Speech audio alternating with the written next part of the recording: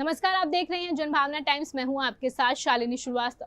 दुनिया की दूसरी सबसे बड़ी आबादी वाले देश चीन में एक नई चिंता घर कर गई है।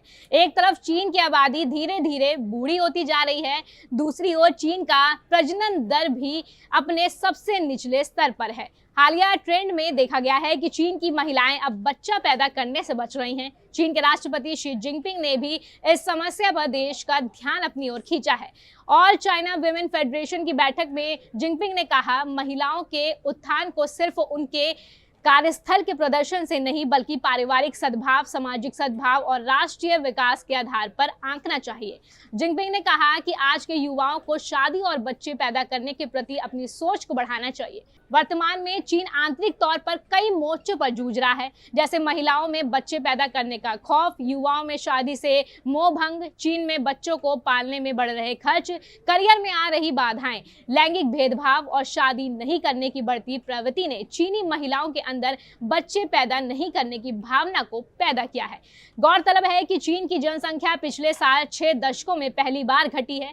ये संख्या बढ़ाने के लिए सरकार कई योजनाओं पर लगातार काम भी कर रही है।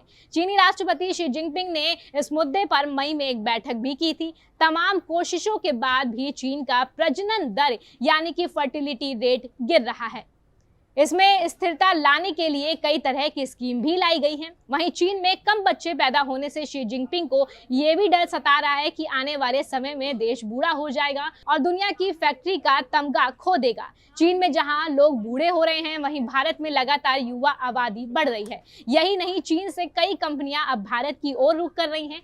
यही नहीं, चीन में अब सस्ते लेबर भी कम हो गए हैं। इससे लागत बढ़ रही है और उत्पादन महंगा हो गया है। वहीं चीन के नेशनल ब्यूरो ऑफ स्टैटिस्टिक्स ने जनवरी में बताया था कि पिछले 6 दशक में पहली बार जनसंख्या में गिरावट आई है। यही नहीं, रिपोर्ट में खुलासा हुआ था कि देश की जनसंख्या बहुत तेजी से बूढ़ी होती जा रही है। पिछले 2 साल में चीन के प्रशासन ने कई ऐसे कदम उठाए हैं जिससे किसी तरह से देश में बच्चे पैदा करने की दर को उठाया जा सके।